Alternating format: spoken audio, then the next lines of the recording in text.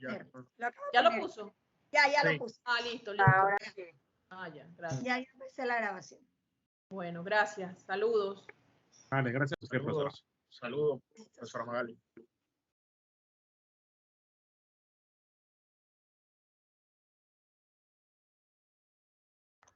Aló. Ok, estamos entonces. Estamos los tres entonces. Ok, el ponente es usted, el profesor Vega, ¿verdad? Sí, yo soy el profesor vocal. Usted es vocal y tú, Michelle, tú eres presidenta, Sí, ¿no? la presidenta. Yo soy secretario. Ok. Ok, ¿no? Entonces damos inicio al examen oral de José Abel Almengor Osorio, con cédula de identidad personal 8-953-366, estudiante de la carrera de Derecho, que está presentando por primera vez su opción de examen oral. Estamos presentes los tres jurados, Michelle Segistán, mi persona como presidenta, el profesor Luis Fernando Díaz como secretario y el profesor José Vega como vocal. Así que damos inicio entonces a el examen oral del día de hoy. No sé quién quiere iniciar con las preguntas, profesor Vega, profesor Luis Fernando. Si quieren empiezo yo porque empiezo con Civil 1. Dale. Okay. Porque Michelle, tú vas con Civil después y el profesor Vega que vaya después con el tema bancario, ¿no? Dale, yo relación. relleno allí, Perfecto. yo voy rellenando un poco lo que vas preguntando y voy agregando yo acá.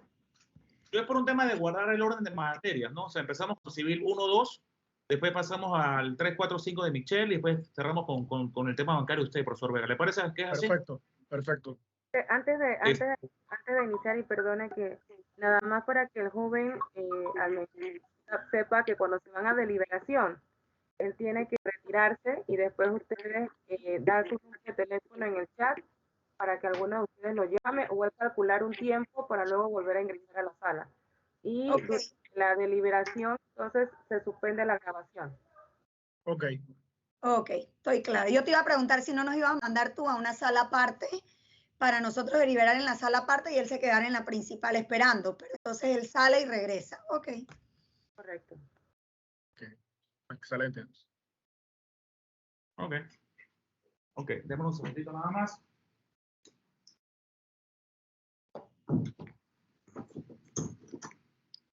Venga, ahora sí estamos listos. ¿Qué tal, José? Buenas noches. Damos entonces inicio al proceso de preguntas y respuestas para el proceso de graduación o de terminación de estudios universitarios del señor José Abel Almengor. Empiezo yo con el tema de Derecho Civil 1 y Derecho Civil 2, que basan básicamente personas y algo de obligaciones. José Abel, iniciando un poquito el tema en cuanto a personas,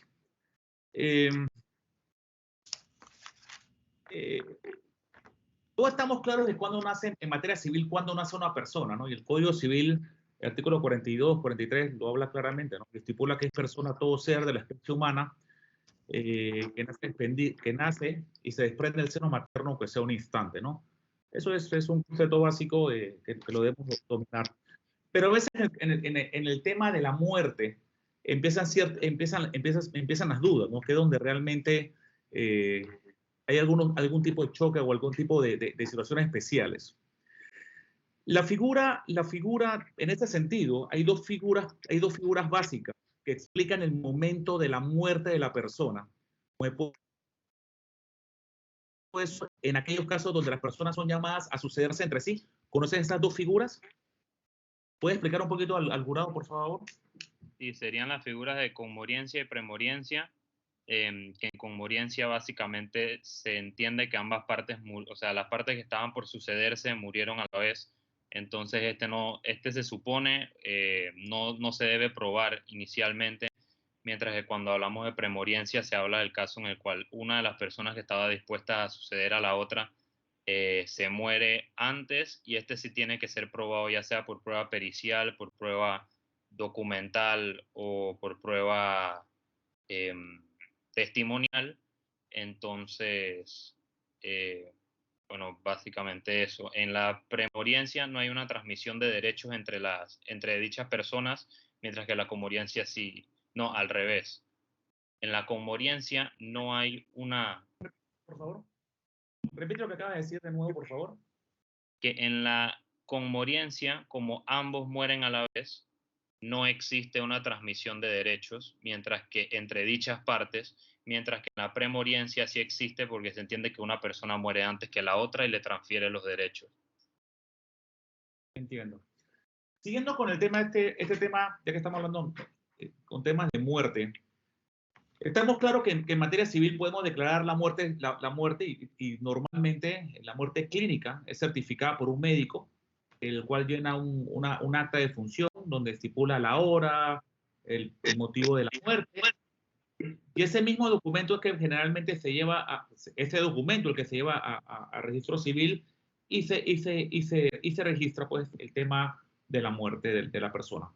Pero hay una muerte, ¿hay algún otro tipo de muerte? ¿La muerte civil como tal?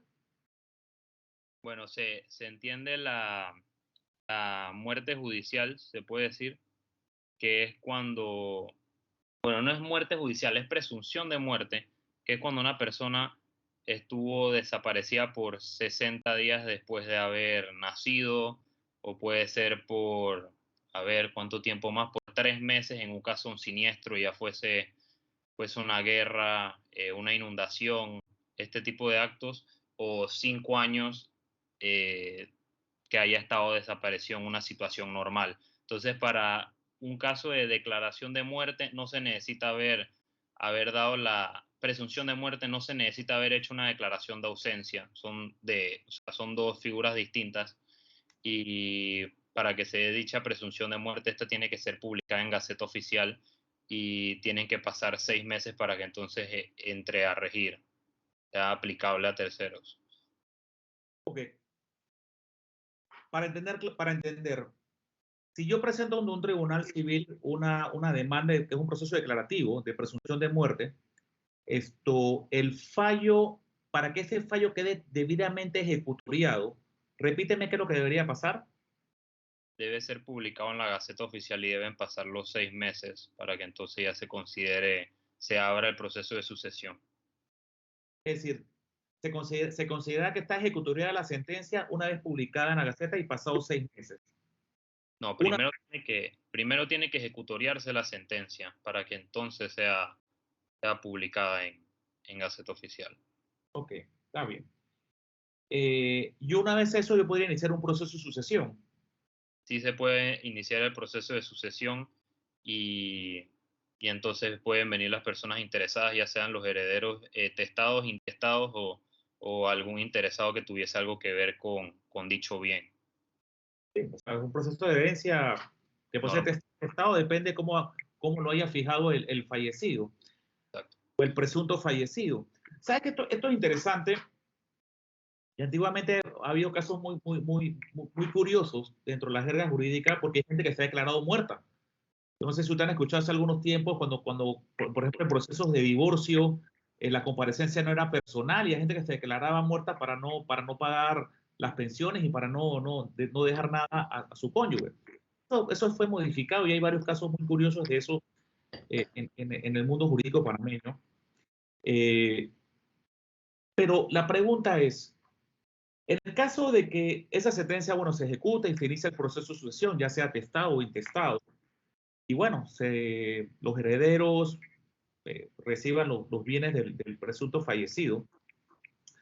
En el caso que ese presunto fallecido aparezca después de que los bienes han sido repartidos debidamente ante un tribunal o adjudicados ante un tribunal en un proceso herencial, ¿qué reglas seguiríamos en tal sentido?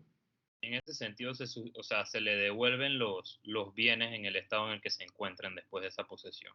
¿Qué bienes?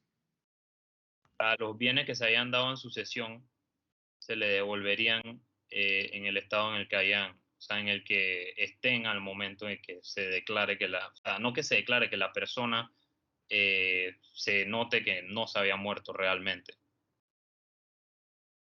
Es decir, que si, por decir algo, vamos a poner que la persona Michelle es mi heredera, y la profesora Michelle heredó mi casa, la profesora Michelle me tendría que devolver el bien a mí como está. Y si yo con si con el dinero que agarraron mis herederos hubieran comprado algo, ¿qué pasaría? Bueno, técnicamente nada más se habla en el Código Civil de los bienes que hayan estado dentro de dicha sucesión, así que tendría que ser aquellos bienes que han testado y esos otros bienes ya se convirtieron en otra cosa. Por ejemplo, si compro una casa. Y si compro una casa con la plata que yo dejé, ¿qué pasaría con esa casa? Bueno, técnicamente se podría alegar que es de la persona que desapareció, solo que él no fue el que tuvo la voluntad de que se comprase esa casa. Y si mis herederos se gastaron toda la plata y vendieron todo y se lo despilfarraron todo, y yo aparezco, es como dice la norma, porque aparece, pero entonces se lo tienen que devolver en el estado que estaba. Y si el estado fue que ya no hay nada, no tienen que devolver nada técnicamente. tengo una pregunta. Estabas hablando de que cualquier persona puede pedir un proceso herencial. Yo ahí tengo ciertas dudas. Yo creo que te referías, creo que uno puede pedir un proceso herencial. No cualquier persona, sino cuando se haya algún crédito o algo específico sobre alguno de los bienes, sobre alguno de los bienes de dicha persona que se presume muerta, o que haya algún justo título de que ese bien verdaderamente le pertenecía a otra persona. ¿Y quién puede pedir ese proceso? Bueno, la persona que considera que su bien lo van a... No, me pregunté mal. ¿Quién tiene el derecho a pedir un proceso de presunción de muerte? De presunción de muerte, bueno, los cónyuges, el cónyuge, los herederos testados e intestados y la persona interesada. Y una persona interesada. ¿Por qué tú crees que la ley dice una persona interesada si no es familiar?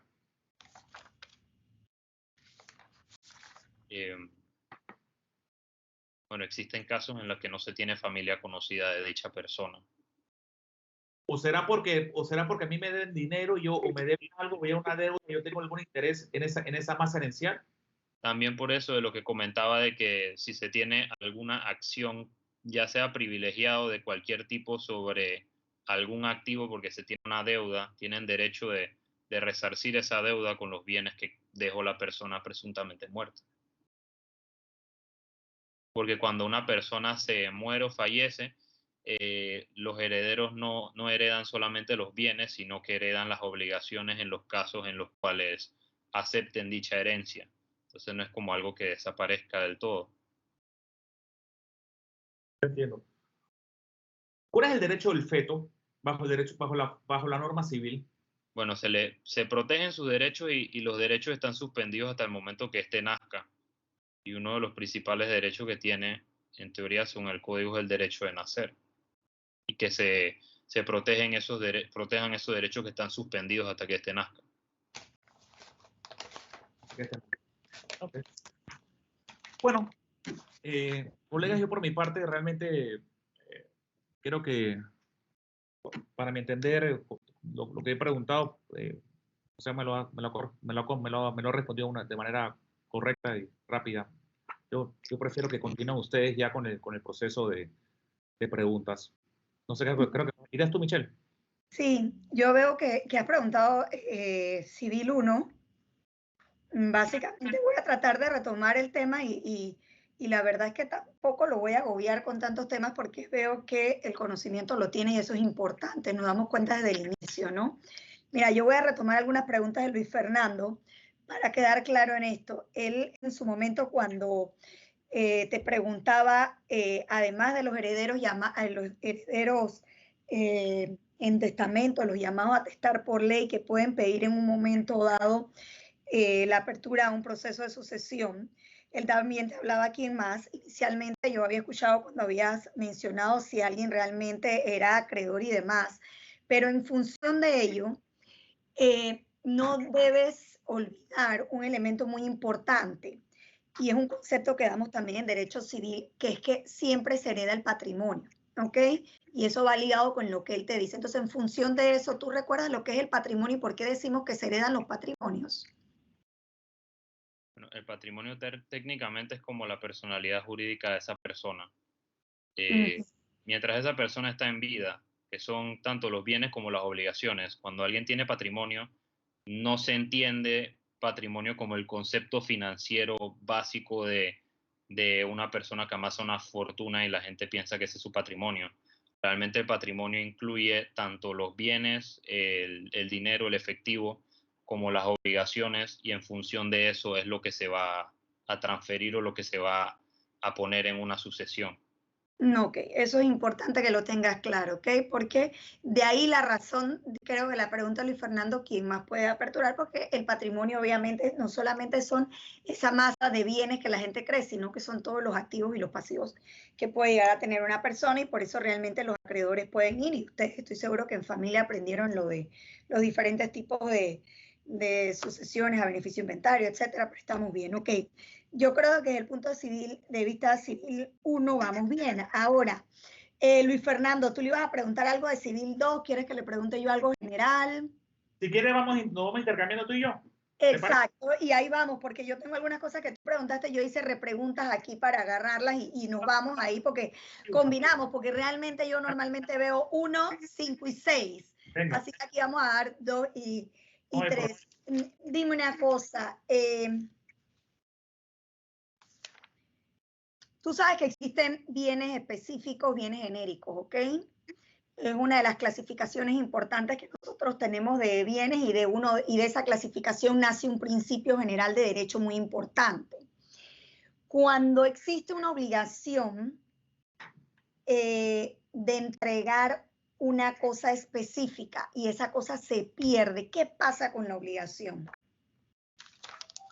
Bueno, primero yo pienso que depende de cómo se pierda la cosa, porque si la cosa se pierde por caso fortuito o por fuerza mayor, normalmente no se le puede reclamar al vendedor, porque es algo que estaba fuera de sus manos, aunque o sea, él tiene que comprobar que esto fue por fuerza mayor, que lo perdió por caso fortuito, porque si no, se entiende que al estar en posesión de él, lo perdió por culpa suya o por negligencia. En ese caso tendría que darse indemnización o daños y perjuicios, porque no hay forma de que vuelva a tener un bien específico, o sea, ese bien específico, o sea, a diferencia de lo que podría pasar con un bien genérico, que si se me daña te puedo entregar uno en la misma cantidad y especie, pero con un bien específico no puedo hacer eso. Ok.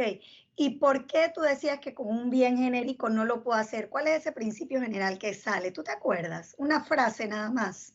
¿Qué pasa con el género en una obligación? ¿Te acuerdas? A ver, lo general sigue la suerte, no. No te preocupes, Iván, algo con el género nunca. ¿Te acuerdas? El género no recuerdo, la verdad. Va basado en la función del género, nunca perece, ¿ok? Por eso es esa relación entre obligación de cosas específicas y obligación de cosas genéricas. Y bueno, y ya que tú querías ver ese tema de lo accesorio y cuando quería decirme eso, no te preocupes, que iba por el camino de lo principal y lo accesorio, ¿no? ¿Qué me ibas a decir sobre lo principal y lo accesorio? Bueno, que lo accesorio sigue la suerte de lo principal, y yo recuerdo una de mis primeras clases de Derecho que di precisamente con el profesor Luis Díaz, que hablaba que en los bienes inmuebles que estaban incrustados a un bien, los bienes muebles que están conectados a un bien inmueble incrustados ya se consideran parte de dicho bien inmueble y no pueden ser quitados o arrancados de salvo que sea algo que siga teniendo esa personalidad de mueble. No como un aire acondicionado que si ya está incrustado ahí realmente no lo puedo quitar, o una ventana, por ejemplo. Entonces, si ya dicha ventana, que es lo accesorio, forma parte del apartamento, ya también es como si fuese inmueble. Sigue su suerte. Ok, sigue su suerte.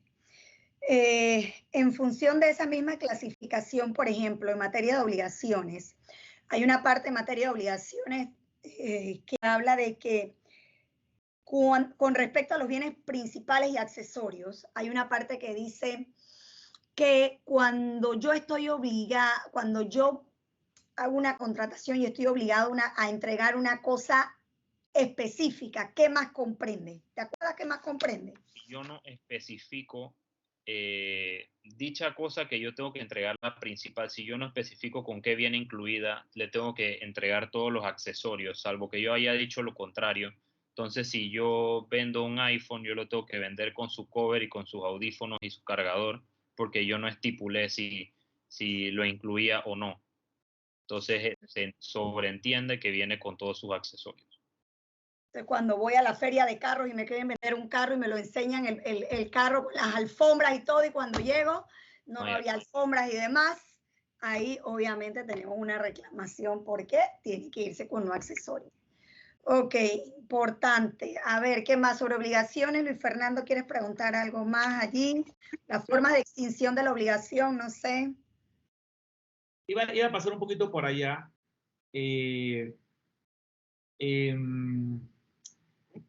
Cuando hablamos de la profesora Sacristán habló un tema de la pérdida de la cosa, cuando se pierde la cosa, en las obligaciones alternativas,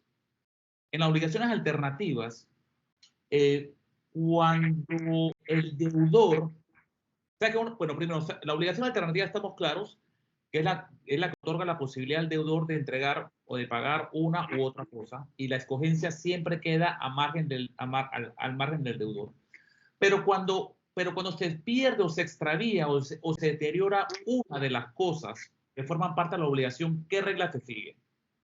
Bueno, ese es un tema muy interesante. Por una parte, si se pierde una de las cosas o los servicios que por el contrato alternativo podías entregar, estás obligado a entregar la otra. Y bueno, en el caso de que se perdieran ambas, ahí sí ya se extinguiría dicha obligación porque no puedes cumplir ninguna de las alternativas por las cuales se había hecho contrato. Con el tema, por ejemplo, tuve un caso similar así. Con el tema del pago por consignación, ¿te puedes referir más o menos cuál es el procedimiento del pago por consignación como extinción de la obligación? El pago por consignación es básicamente cuando la persona quiere pagar, pero no le quieren recibir el pago, ya sea para que incurra en mora o algo por el estilo. Entonces, esta persona se apersona a un tribunal a hacer el pago por consignación, básicamente, para que se le dé la notificación al acreedor de que en efecto sí pagó su obligación, y cualquier costa que pueda surgir o gasto que pueda surgir de este pago por consignación, entonces sería cuenta del acreedor. Yo termino con esta que tiene que ver más con bancario del licenciado Vega, anatocismo. ¿Sabes qué es anatocismo en materia civil? Que no puede, claro, y eso lo di con usted. Anatocismo tiene que ver de que no puede haber interés sobre interés, si no estoy mal. ¿Y se cumple en la realidad? Depende. Ok, yo estoy bien con esto. No, está bien, no, yo lo veo súper. Bueno, entonces yo quiero hacerte una, por ejemplo, a ver, de pruebas, porque yo hace un rato también te escuchaba un poco con el profesor Luis Fernando, hablaban de los temas de pruebas y tocaron un poquito el tema. ¿Tú recuerdas en nuestro Código Civil, yo pues la verdad que todo lo baso en el código, hay un principio de prueba por escrito para determinados tipos de contratos, determinado valor, que está relacionado con la prueba de testigos? ¿Recuerdas un poco eso? El juramento no es válido. Pero hay un tema de ¿qué pasa con los contratos de más de $5,000 en cuanto al tema de prueba en las obligaciones de los contratos o en las obligaciones de más de $5,000? De mayor cuantía ya se necesitan pruebas documentales. Ahí vas, o sea, ahí ves, es importante el sentido común en todo esto y es interesante, ¿no? Porque lo usas muy bien y te felicito. realmente por eso, porque realmente pues, cuando son contratos de más de $5.000 hay una obligación de prueba por escrito, porque eso es uno de los temas de prueba en tema de obligaciones, porque obviamente si es más de $5.000 y no consta por escrito, no admite la prueba de testigos, ¿ok? Entonces eso es importante, pero lo hiciste bien, te fuiste al tema documental porque hey, es algo grande, y eso es lo que tenemos que enfocarnos los abogados, ¿no? Muchas veces. Y en función de ello, ¿qué es un contrato? Y me voy a un concepto básico. Bueno, un contrato es una obligación que está pactada, primero, es una de las formas de obligarse entre las partes. Ya sabemos que las obligaciones pueden ser por contratos, cuasicontratos, puede ser por actos u omisiones en las cuales haya negligencia o haya culpa, y también puede haber obligaciones por ley. Entonces, yo definiría un contrato como una de las formas de realizar una obligación. Y bueno, una parte, o sea, cada parte se obliga a algo distinto. Si lo paso, por ejemplo, a compraventa, una parte se obliga a entregar un producto o un servicio y la otra parte se obliga a entregar un precio. Y en esta parte entrarían consentimiento, objeto y causa. Muy bien, ahí has hecho un resumen, pero te pregunto yo, ¿contrato siempre es un documento escrito? ¿Un acuerdo de voluntades por escrito? No necesariamente, porque todos los días realizamos muchos contratos, como cuando vamos al mini super y compramos algo, y ese es un contrato oral sin necesidad de ninguna formalidad. Y sigue siendo contrato. Perfecto. Mandato. Michelle, Dime. ¿y si hablamos de un cuasicontrato, qué es? Cuasicontrato, básicamente tú como parte no tenías la voluntad o no querías realizar algo, pero terminas estando obligado por un acto que sucedió, como el hecho claro de que colisiones con otra persona, y de ahí surge una obligación porque lo colisionaste y tienes que indemnizarlo y arreglar su vehículo, pero no necesariamente tú querías estrellarlo.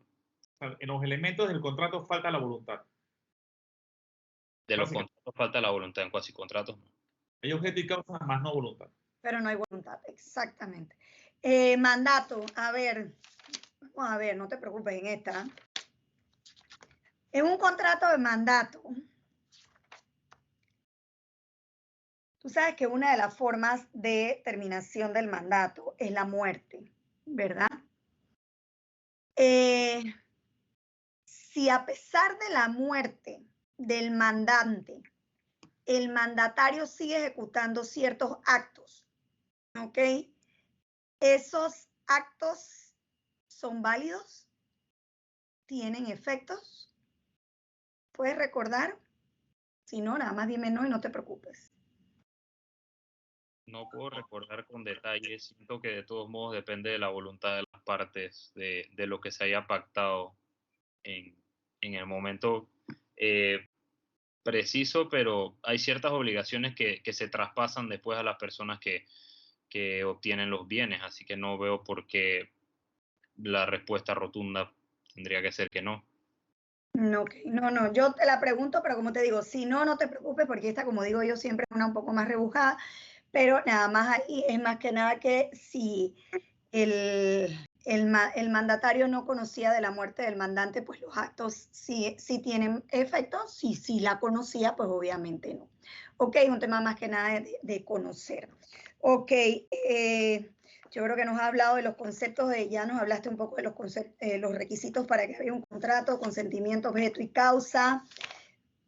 ¿Un menor de edad pudiera dar consentimiento en algún contrato? Si está emancipado, sí. ¿Y sabes los tipos de emancipación que existen? Eso es un poco más profundo. No te preocupes. No, normalmente, bueno, no, usando la lógica, igualmente lo más frecuente es que las personas cuando se emancipan es porque se casan siendo menores de edad. Entonces llevan de esa obligación a los padres.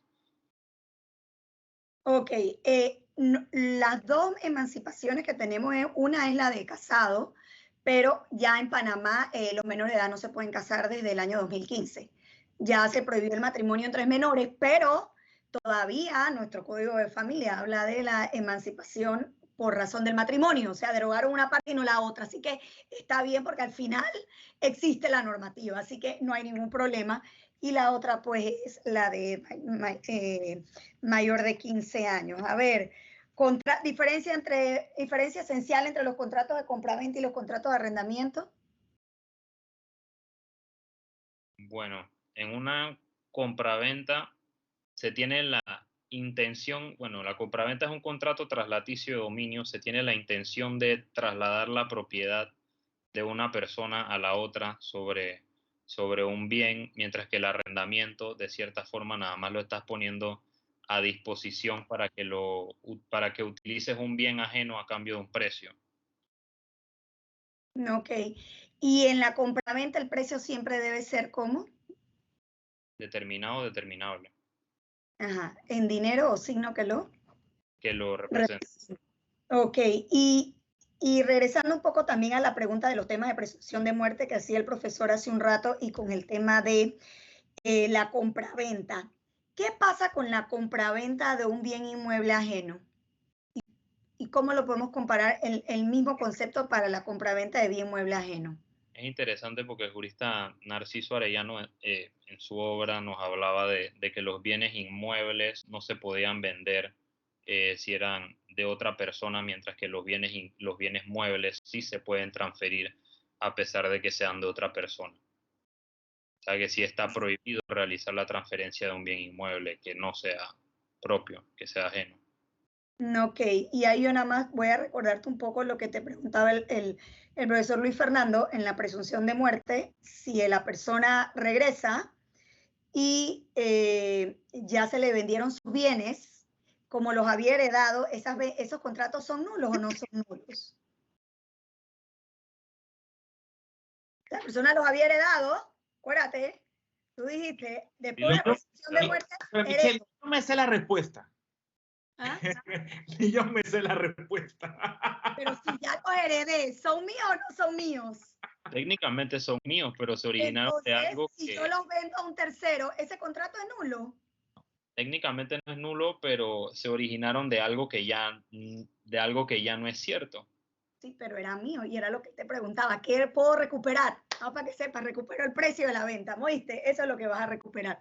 Pero no te preocupes, está bien. No, yo aquí estoy feliz, porque la verdad es que te felicito. La verdad es que todo lo está relacionando súper bien. ¿Qué más tenemos aquí? Civil, lo de bienes, ya más o menos lo vimos. ¿Qué podemos ver, Luis Fernando? ¿Propiedad? ¿Algo de propiedad? Construcción en terreno ajeno. De buena fe y mala fe, ¿qué pasa? ¿Cuáles son las reglas de construcción en terreno ajeno?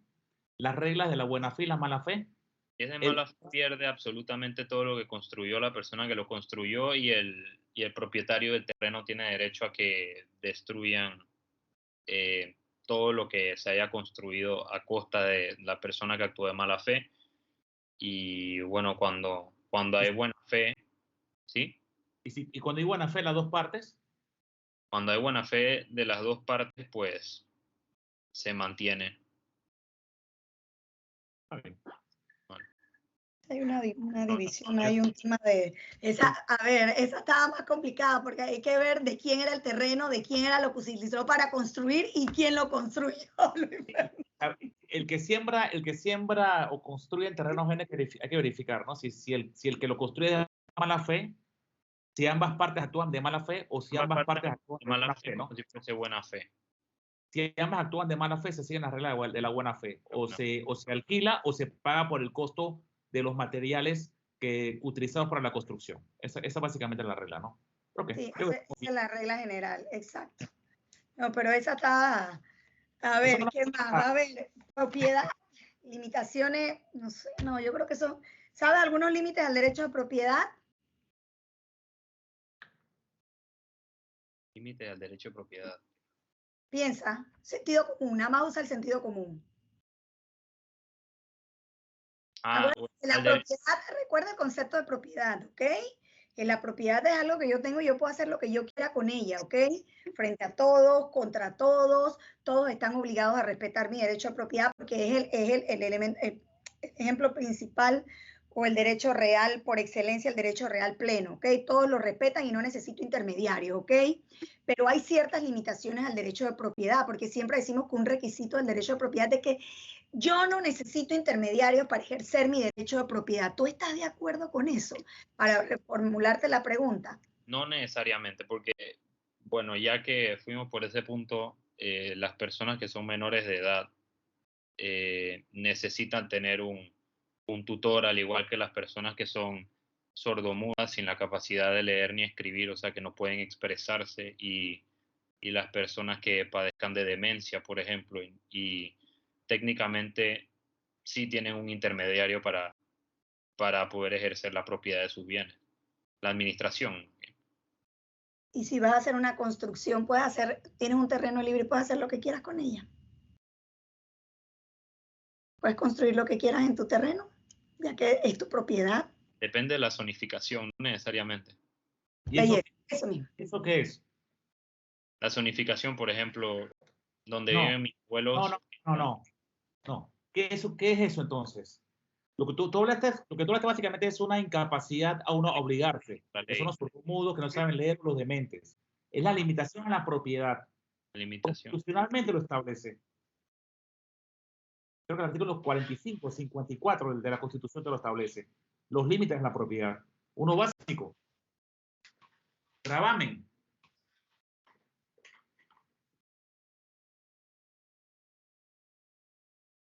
Bueno, yo trabajo en marítimo, puedo pensar que es el hecho de que tengan un crédito marítimo privilegiado sobre una nave que es tuya y no, bueno, no necesariamente.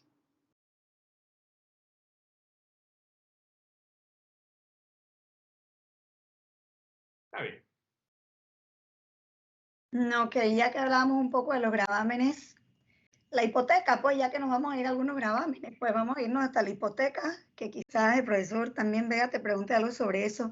Aquí te lo dejo a tu criterio. Un contrato de hipoteca, ¿qué cláusula tú consideras que no debería faltar en un contrato de hipoteca a tu criterio? Eso es muy subjetivo y te lo dejamos a ti.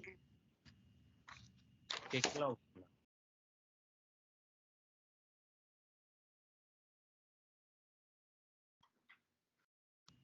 Bueno, en cuanto a una hipoteca, estás dando, no sé cómo contestar eso. No te preocupes, piensa. Cuando diste, por ejemplo, la hipoteca, ¿analizaste un contrato de hipoteca? Con el profesor con el que di hipoteca no analizamos No contratos. analizaste el contrato. Ok, vamos a hacer. Contrato ¿Sabes cuál es la diferencia entre una hipoteca y una prenda? Pues,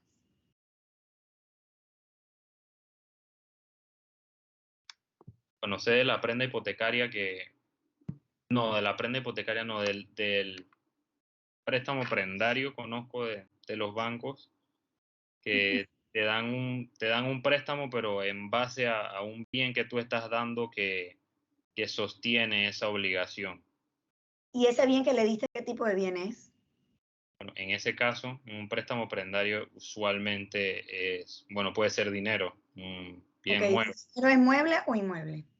Mueble. Ok, y en la hipoteca entonces, ¿cuál es la diferencia? Inmueble, sí, esa sería la diferencia.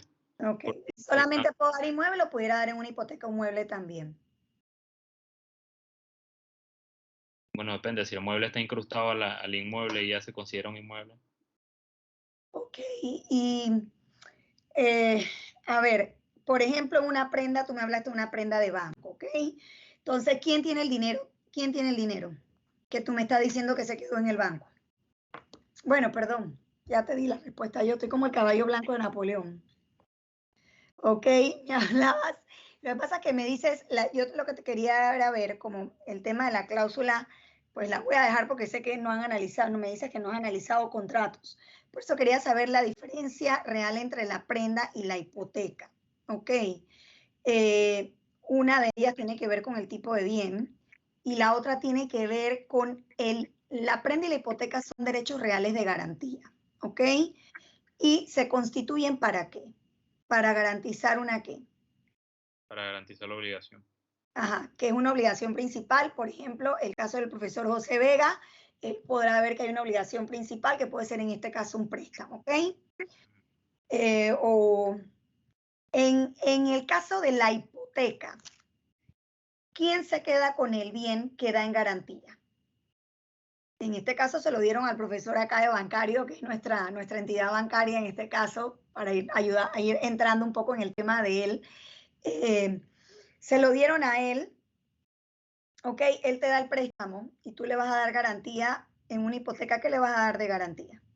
Lo que le doy de garantía es el inmueble porque él me dio parte del importe para yo poder comprar ese inmueble. ¿Quién se mantiene con ese inmueble? El inmueble lo tengo yo y lo estoy disfrutando yo, aunque si no realizo un pago o algo por el estilo, entonces lo puede expropiar el banco. Ok, entonces, bueno, la palabra no es expropiar, pero obviamente pues el banco va. Y en la prenda esencialmente es más o menos lo mismo, pero ¿quién se queda con el bien? ¿Sabes? El banco. Ok, en este caso pues, y ahí era donde hablabas lo del dinero. El banco tiene el dinero, el plazo fijo lo tiene el dinero, te presta sobre ese dinero y obviamente esa es su garantía. Si no lo pagas, ya lo tiene, ¿ok? El contrato de prenda es muy relacionado con las casas de empeño, ¿ok? Y normalmente, pues normalmente no, la prenda siempre recae sobre bienes muebles, pero se pueda acordar el no desplazamiento del bien. ¿Ok? Prescripción adquisitiva de dominio. ¿Sabes cuál es la diferencia entre la ordinaria y la extraordinaria? Bueno, sobre prescripción adquisitiva de dominio, sé que existe el caso en el cual dicha prescripción puede ser de 10 años si es de buena fe y no tiene un administrador. No, tiene de 10 años con buena fe entre presentes, de 20 años y buena fe si es o sea, con una parte ausente, y puede ser de 15 años si es sin mayor requisito de que sea por buena fe o por mala fe. Oh, te felicito. Ya cuando me iba a decir que era por mala fe, yo iba a asustarme, porque normalmente siempre la gente entiende que la de 10 es de buena fe y la de 15 es de mala fe. Pero el elemento esencial ahí, que es el que tenías en la punta de la lengua, era el justo título, ¿ok? Sí, que en la ordinaria siempre debe haber buena fe y justo título. En la extraordinaria realmente puede ser de buena o de mala fe, no importa, y no hay más requisitos. Y obviamente, pues lo dijiste perfectamente, el requisito de los 10 años, de los 20 años entre ausentes es solamente para la ordinaria, no así para la extraordinaria.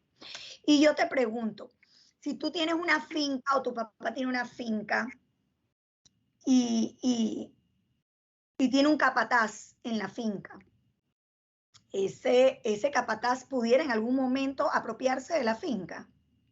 No, porque se entiende que no tiene el ánimo de dueño, sino que solo lo está administrando o está trabajando en base a un contrato de trabajo en esa propiedad. Es como el caso, por ejemplo, de un capitán en un barco que no puede apropiarse del barco porque solo está ahí por el ejercicio de sus funciones, no con un ánimo de dueño. No, que espléndido, porque el ánimo de dueño es lo más importante. Y ahí ya veo entonces que le vas a recomendar a tu papá siempre que tenga un contrato de trabajo con el trabajador, o a veces también puedes decirle que si no es un contrato de trabajo, también puede tener un contrato de uso, habitación, usufructo, lo que sea que demuestre que no hay ánimo de dueño. Yo no sé si esto también incluye el tema de notariado y registro público, de derecho civil. ¿Quieres hacer una pregunta, Dailo y Fernando, para terminar ya? Yo voy a hacer el switch a derecho bancario y si quieres hacemos un switch sencillito, ya que estás contando hipoteca. ¿Cuál es el contrato típico accesorio de la hipoteca? Hay un contrato accesorio típico de la hipoteca.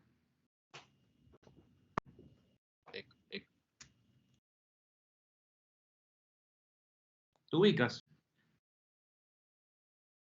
Trata de pensar en los 3 derechos reales de garantía. Es uno de esos. Ya vimos 2, te falta uno. Ahí vamos. La hipoteca es un contrato principal. Estamos claros en eso, ¿verdad? Bien. Hay un contrato que es accesorio, típico del contrato de hipoteca. Generalmente en todos los bancos están generalmente versa sobre las mejoras, ¿no? Que se pueden hacer sobre una propiedad.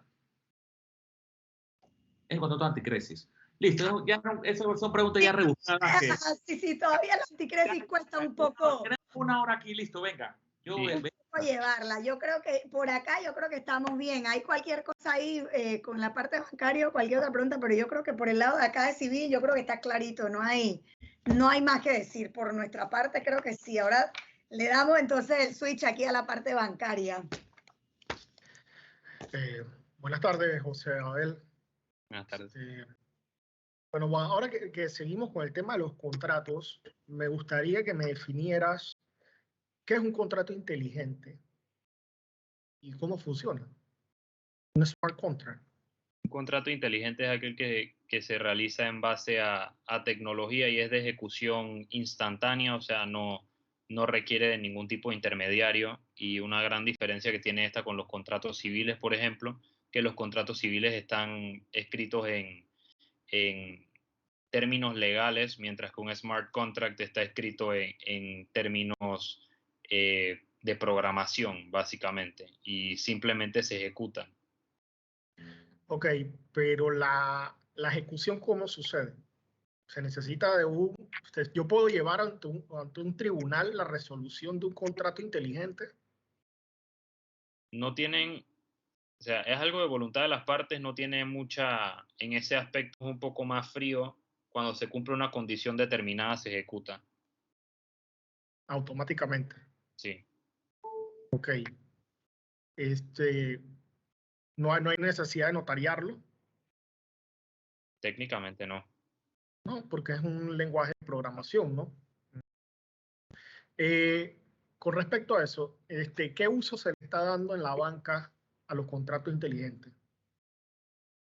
Bueno, para la ejecución automática, ya sea de pagos, de hipotecas, ya sea de pagos de préstamos de vehículos, etcétera, simplemente se ejecutan y tienes una cartera de donde sale dicho dinero y ellos automáticamente lo van a debitar cuando se dé la condición específica, que en tal caso sería la llegada de un día particular del mes. Ok, y todos los bienes se pueden incluir en contrato inteligente.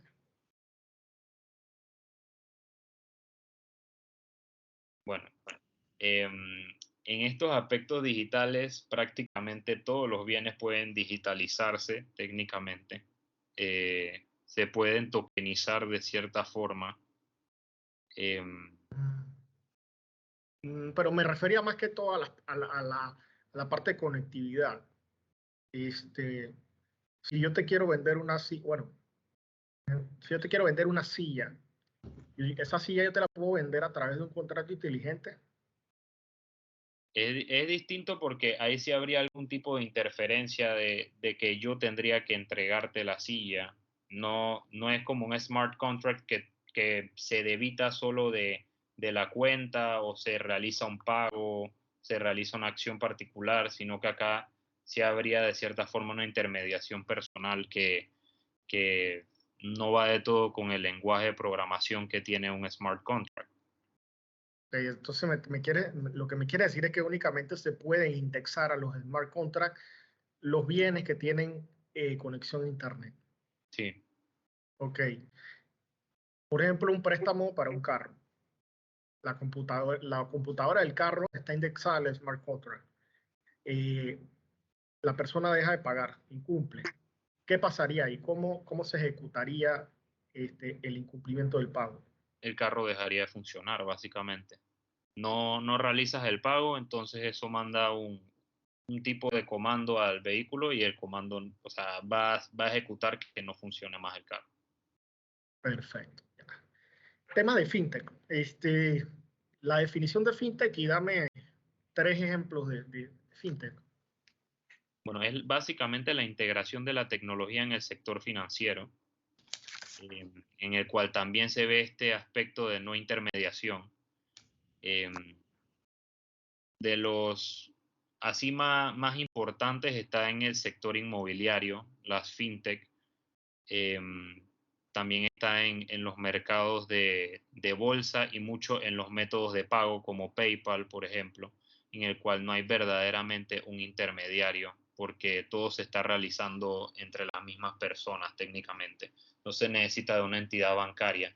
Uno que se me pasaba también podía ser el crowdlending y crowdfunding, en donde realmente se están prestando personas entre sí y no necesitan tener a la entidad bancaria en medio, que es la que capta los fondos y las presta al público.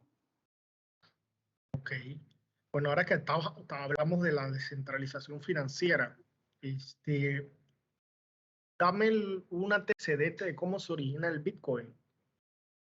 El Bitcoin se originó en 2009, que eso lo lanzó Satoshi Nakamoto, que es ese es un seudónimo porque realmente no se sabe quién es. Y esto se produjo posterior al 2008, cuando se dio la gran caída de las hipotecas subprime, en donde los bancos luego trataron de salir un poco de esa crisis sin importarles el servicio al cliente, y la gente tuvo una relación un poco fuerte con los bancos y ya no querían tener dicha intermediación financiera. Entonces pasaron a este tipo de herramientas como medios de pago directos, en el cual no necesitabas de ningún intermediario para realizar tus transacciones. Como en el caso de un banco, que los días que son no laborales ya tú no puedes hacer una transferencia, mientras que con un Bitcoin o con un Ethereum tú puedes hacer la transferencia sin importar qué día y hora sea. Ok, excelente. Ahora, Bitcoin, realmente el valor agregado no es en sí el medio de pago, es la tecnología que está atrás. Háblame un poquito de la blockchain. Bueno, la blockchain es un sistema que trabaja con el consenso de la comunidad, básicamente, y es una red que trabaja con con la no intermediación financiera, básicamente. Existen varios tipos de blockchain distintos, como está el blockchain del Ether, que es el Ethereum, que casualmente surgió de una persona que tenía bastante que ver con el mundo de Bitcoin, pero al tener un resultado adverso porque no le aceptaron uno de sus proyectos, creó el Ethereum, y se agregó precisamente dicha parte de poder hacer los contratos inteligentes, que es lo que caracteriza a Ethereum, mientras que acá Bitcoin es más un medio de pago como una moneda digital. Pero, ok, dentro de la blockchain, ¿qué es lo que la hace confiable? ¿Por qué la gente La blockchain es un tipo de cadena de bloques que cargan información, entonces todos están interconectados mediante criptografía, y al estar mediante criptografía esto asegura su inmutabilidad, o sea que no puede ser modificado, y si se da una modificación cualquier persona puede notar porque es de acceso público, y tú puedes revisar las transacciones que se están dando. Entonces eso te da ese carácter de seguridad, porque en ningún momento va a ser no se puede entrar en dicha red modificando algo, porque está todo basado en criptografía. Ok, y bueno, según el artículo 262 de la Constitución, dice que no habrá moneda de uso forzoso en la República de Panamá. ¿Se pudiese constituir una sociedad con capital 100% en criptomonedas, según lo que establece ese artículo? De ser voluntad de las partes, realmente no veo por qué no podría hacerse.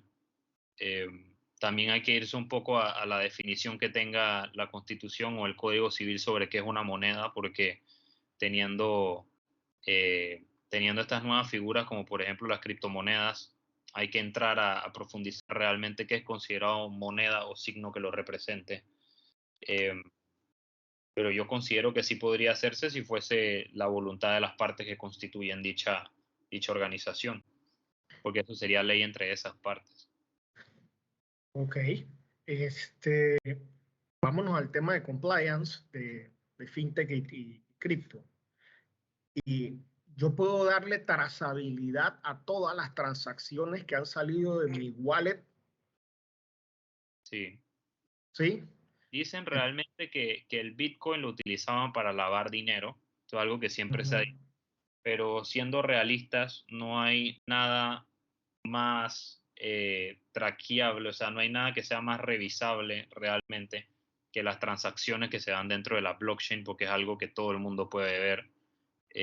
Para efectos de algo de lavado de dinero, lo que sea sigue siendo el método, el dinero físico, que eso sí verdaderamente no se puede saber por dónde pasó, pero en términos de criptomonedas absolutamente todo queda registrado en una base de datos. Excelente. Y te iba a preguntar, ¿leíste algo sobre los estándares de Gafi, temas de cripto y criptoactivos? De la GAFI, el grupo de análisis financiero. De acción financiera. Esa parte no. Ok, no te preocupes. Vamos a seguir con el tema de compliance. ¿Por qué la comunidad, los centros bancarios, la banca tradicional, no termina de acoger esta banca paralela o este sistema financiero paralelo a través de criptografía, no lo termina de integrar dentro de su sistema? ¿Por qué no puede? Ajá. Técnicamente no lo termina de integrar porque tiende a ser un tipo de competencia, porque si hay algo que las criptomonedas nos han podido mostrar es que no necesariamente necesitas tener un banco atrás de una transacción para realizarla, sino que todas las transacciones o todos los contratos se pueden realizar entre las partes sin necesidad de dicha intermediación financiera. Entonces sería de cierta forma como que se estuviesen disparando al pie el aceptar este tipo de cosas, porque así mismo como está pasando en otros países que tienen la moneda de curso y también la están convirtiendo en moneda digital, lo están haciendo precisamente por las personas que no están bancarizadas, y lo que termina realizando esto es que los bancos tengan mucho menos depósitos y tengan menos fuerza dentro del sector, y por eso ellos siempre van a tener un tipo de fuerza en contra de las criptomonedas. Ok, y si yo soy un delincuente, alguien que pertenece a una organización criminal y se me comprueba, el Estado o sus agencias de instrucción sumaria, el órgano judicial, pueden decomisarme mis criptomonedas? Técnicamente puede incautarse ese wallet. ¿Cómo? Ese es el problema, porque no se tiene el acceso. Sería muchísimo, o sea, mucho más complicado. Y las tecnologías acá. ¿Cómo? Profesor Vega, ¿le puedo hacer una? Yo voy a hacer o sea, mejor dicho, yo quiero saber, porque no conozco. Honestamente, le digo, soy totalmente inófito. Ya que estamos hablando de esto, y es una consulta, más una consulta.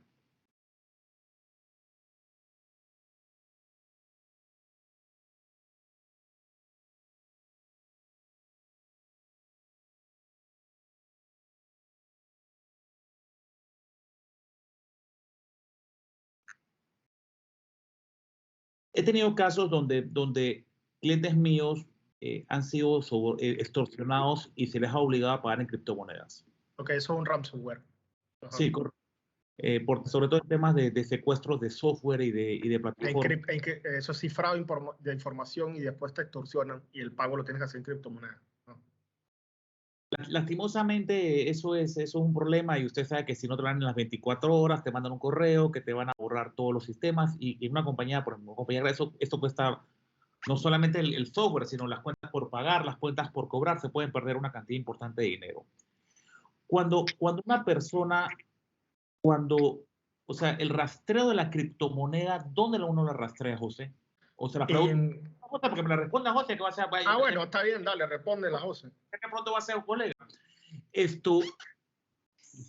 un cliente mío paga ese soborno, que no lo debería pagar, yo no lo recomiendo, pero eso lo decía cada cliente. ¿Dónde lo busco? ¿Cómo lo busco? Porque si es un lavado de dinero, yo le puedo mandar una nota al banco y el banco puede secuestrar automáticamente, o mando a la superintendencia de banco, mando una nota al banco, la fiscalía manda una nota al banco, el órgano judicial manda una nota al banco. Pero en criptomonedas, el concepto de que es lo más transparente, yo realmente no lo entiendo por ignorancia propia. Entonces, ¿a quién le mandamos la nota?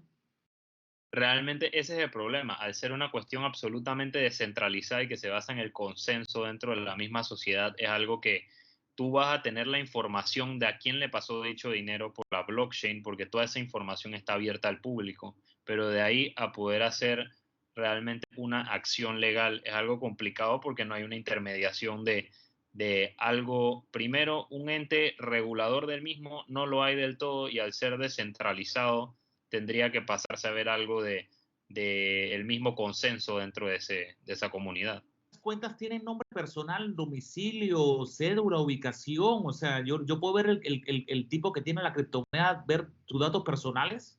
O sea, no sus datos personales per se, sino la clave o el número a donde fue transferido.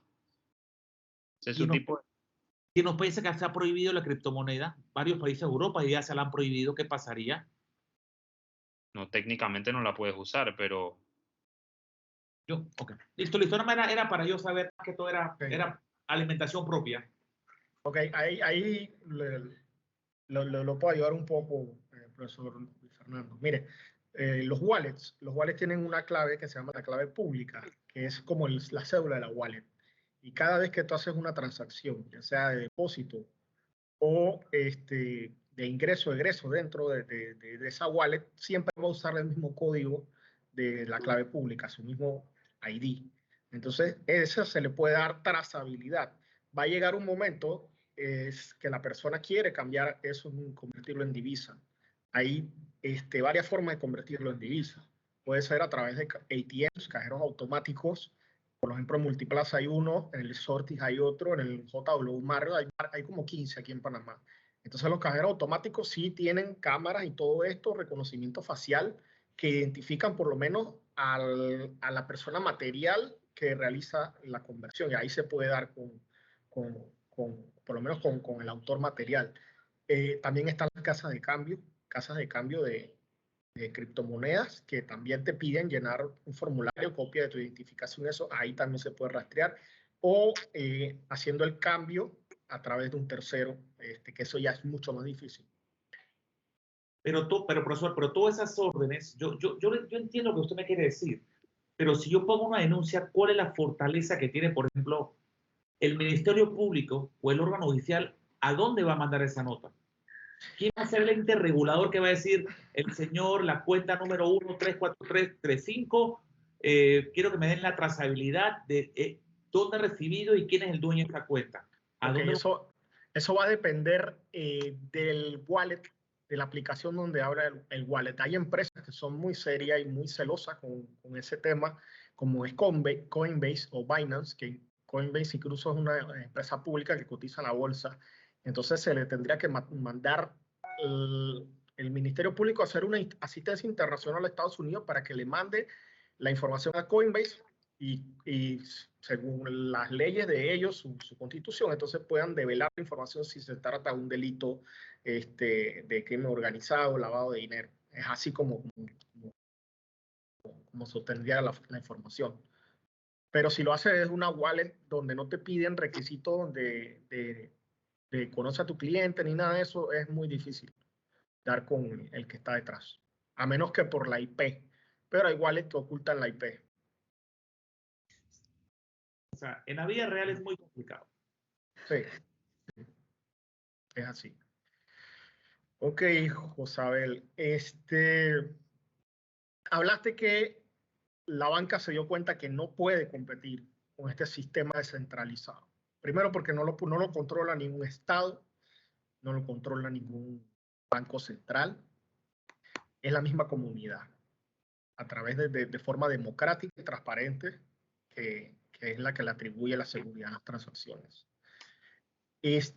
¿Tú consideras que las CBDC van a hacer competencia? Porque eso es como el contraataque de los bancos para competir con las criptomonedas. ¿Tú consideras que las CBDC pueden competir directamente con las criptos? Yo siento que es muy difícil, empezando desde el punto de vista de los países que realmente lo han implementado, como Bahamas. Tiene su Bahama Sand Dollar, que es como un tipo de moneda centralizada que te envía el gobierno. Es muy complicado porque al momento de hacer o sea, de convertir esa moneda, eso no es del todo una criptomoneda y tienes el problema de que eso está centralizado, tiene un banco atrás, de todos modos, entonces muchas personas usan la criptomoneda precisamente por ese factor de anonimato o de que no les estén revisando las transacciones completamente lo que ellos hacen, mientras que lo que hace una de estas monedas digitales precisamente es que el Estado puede saber lo que estás haciendo, absolutamente todo. Y si nosotros revisamos la mayoría de los estados que están adoptando esto, como China, Kazajistán lo estaba tratando de hacer, y Rusia, son países que tienen graves problemas de privacidad entre el gobierno y su población. Así que, sinceramente, yo no sentiría que eso sería algo muy sustentable del todo, y por lo menos veo que de los países grandes, así de potencias, al que menos le ha interesado el tema ha sido Estados Unidos. Y hasta cierto punto tiene justa razón, pero eso depende de la persona que lo vaya a utilizar. Yo no lo utilizaría. Ok, y tú viste que recientemente China prohibió las criptomonedas porque ellos tienen precisamente la implementación a mediano plazo del yuan digital. Pero realmente se puede prohibir que ciudadanos chinos puedan hacer transferencia en criptomoneda, aunque la ley lo prohíba. Se puede prohibir, o sea, se les puede impedir, mejor dicho.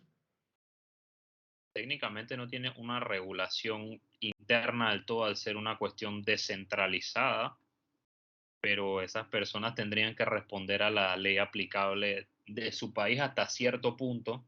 En la práctica, dificulto cómo sería eso, porque es como que tú estás en una plataforma que no tiene una ley aplicable realmente, independientemente de tu nacionalidad.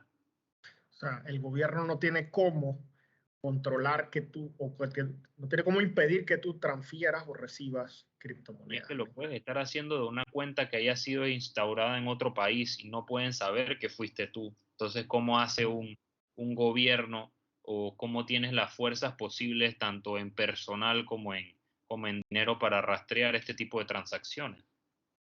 Así muy es. complicado. El año pasado vimos que Nayib Bukele declaró moneda de curso legal, el Bitcoin, en El Salvador. La ley de sociedades anónimas, cuando te habla del capital, te dice que tú puedes constituir la sociedad anónima en cualquier moneda de curso legal. Yo puedo argumentarle al registro público, citarle la ley de El Salvador que cataloga Bitcoin como moneda de curso legal en El Salvador para constituir mi sociedad con Bitcoins. Técnicamente sí, porque si yo quiero hacer una sociedad en pesos colombianos y eso me lo van a aceptar porque es moneda de curso en Colombia, no tienen por qué negarme a mí un Bitcoin que ya es de cierta forma legal en El Salvador. Bueno, quiero que sepa que me pasó y el registro público sí me lo iba a aceptar y la super fue la que me la paró, la superintendencia de banco. Entonces eso está como en análisis. ¿Pero por qué la superintendencia la paró? Porque sí, el registro público, lo que pasa es que yo establecí el capital social en 0 punto tanto de Bitcoin que representaban $10,000. Entonces, yo no le di la paridad cambiaria. Entonces ellos me pidieron una certificación del Banco Nacional de paridad cambiaria del Bitcoin a dólar. Y cuando el Banco Nacional me dijo que para qué yo quería eso, entonces él avisó a la superintendencia y la superintendencia paró el registro. Porque no le Pero conviene.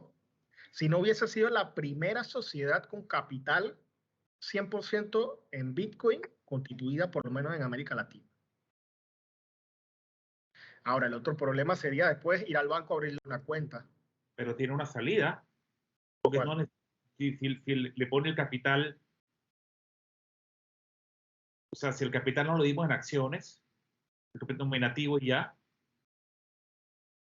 No, pero es que el capital dice, esta sociedad tiene un capital que equivale a 0,0 bitcoins, no está expresado en dólares.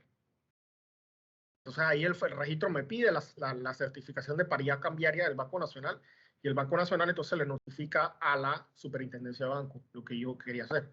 pero para otros capitales no te pide esa paridad. Cuando lo Bueno, abres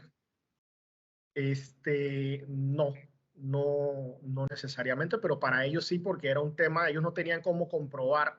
Digo, se puede entrar a Bloomberg, a Yahoo, a finanzas de Yahoo, cualquier aplicación financiera, pero ellos necesitan una certificación oficial que dijera la paridad cambiaria. Ok, Josabel, ya vamos terminando, vas muy bien. Los temas de la Big Data aplicada a la banca, explícamelo, porfa.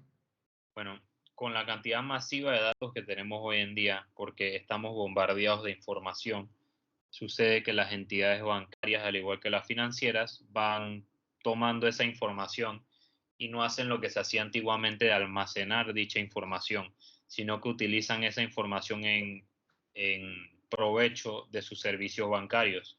Tú perfectamente puedes saber qué consume una persona, puedes saber dónde vive, puedes saber cuáles son sus gustos por medio de las transacciones que hace con su tarjeta de crédito, por medio de la información que está en la web y toda esa información que tienen, a la que tienen acceso los bancos. Entonces ellos utilizan esto para ofrecer productos, para mejorar servicio al cliente, utilizan eso a su beneficio, dándose cuenta que el hecho no es solamente agarrar y almacenar toda la información, porque tener mucha información sin saber cómo aplicarla verdaderamente es inservible.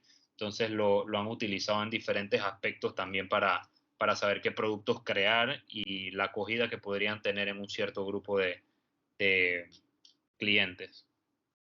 Ok, y bueno, pasemos allá al último tema de la inteligencia artificial. Teniendo en cuenta que la inteligencia artificial no es más que una computación cognitiva que emula las redes neuronales del cerebro humano y el programa, el algoritmo aprende igual que el ser humano, es decir, que no necesita una supervisión o un programador que esté detrás para que él pueda ejecutar determinadas acciones, ¿no? Es un aprendizaje autónomo. ¿Cuál empleos de la banca tú crees que se verían afectados principalmente con la implementación de la inteligencia artificial? ¿Qué tipo de puestos? Por ejemplo, cuando uno entra al Banco General, está la persona que te atiende para saber qué es lo que tú quieres ir a hacer al Banco General y tal. Todo este tipo de chatbots y de inteligencia artificial pueden conversar contigo de cierta forma porque entiendes lo que les estás escribiendo precisamente a partir de Machine Learning, que es aprendizaje de todos los datos que le entran. Entonces ellos te pueden generar conversaciones bastante básicas de ciertos aspectos y ellos te van respondiendo y te dan hasta respuestas que previamente tú tenías que ir a un banco a solicitar. Entonces hay muchas de este tipo de puestos que son extremadamente, son cosas súper cerradas que en realidad van a empezar a desfasarse muy rápidamente y vas a tener que ir ya al banco cuando sea algo muy específico. Ya ni siquiera tenemos que ir al banco a abrir una cuenta, por ejemplo. Antes necesitabas ir al banco o a sacar una tarjeta y hasta las tarjetas las sacas desde la aplicación del celular y vas a recogerla. Entonces ya se ve que estas máquinas tienen una mayor eficiencia y no es necesariamente que va a ser un perjuicio para nosotros como personas, sino que como siempre ha pasado con un proceso de selección natural, vamos a tener que ver cuáles son las verdaderas habilidades que vamos a necesitar en el futuro para quedarnos actuales. Ok, y imagínate algo hipotético, que ya se desmaterializa el uso del efectivo y todo sea moneda digital, ya sea criptomoneda o moneda digital centralizada. ¿Cuál sería entonces la función de una sucursal del banco? Vemos cada vez menos sucursales de bancos, realmente. Pero imagínate en un mundo ya desmaterializado el uso del papel moneda, todo en digital. ¿Cuál sería la función de la sucursal del banco? No tendría realmente ninguna función. Hay varios bancos en el mundo que ya no tienen sucursales como Ally Bank en Estados Unidos, New exactamente. en Latinoamérica, que no tienen ni siquiera sucursales porque todo se realiza de una forma virtual. E inclusive si tienes servicio al cliente, lo haces tipo un call center y tú no tienes ninguna sucursal que sea completamente tuya. Tú subcontratas ese tipo de personal. Así es. Así es que bueno que tocaste el tema también de Open Banking. Ya los bancos realmente no tienen sucursales. Lo que tienen es un equipo de programadores y de asistencia al cliente. Eso es lo que se va a convertir en el futuro las sucursales. Ahora, ¿por qué la banca panameña ha tardado tanto en modernizarse? ¿Por qué todavía en el 2022 nosotros tenemos que ir con un cheque físico, hacer una fila y endosarlo manuscritamente? ¿Esto tiene algún sentido? Bueno, dentro de nuestra sociedad queremos seguir pensando que eso es funcional porque es más cómodo seguir teniendo más trabajos, aunque las funciones se puedan hacer delocalizadas, porque realmente, si bien pasa todo eso, no sé cómo sería una economía como la panameña con todos los trabajos que se perderían por poder hacer todo de una forma remota. Y yo no sé si ellos están dispuestos, aunque sea de momento, a hacer eso. Okay. ¿Tú no sientes que si nosotros tomamos carta en el asunto de la modernización de nuestro sistema bancario y financiero, vamos a perder ventaja competitiva como país? Hemos perdido muchas ventajas competitivas como país porque existen muchas transacciones que tú en Estados Unidos puedes hacer sin siquiera haber pisado los Estados Unidos.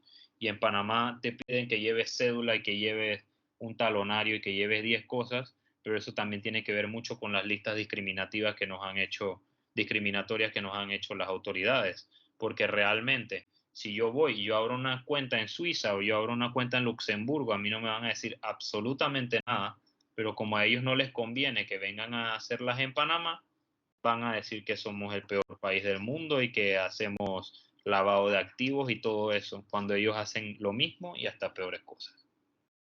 Okay. Bueno, Josabel, por mi parte, eso sería todo.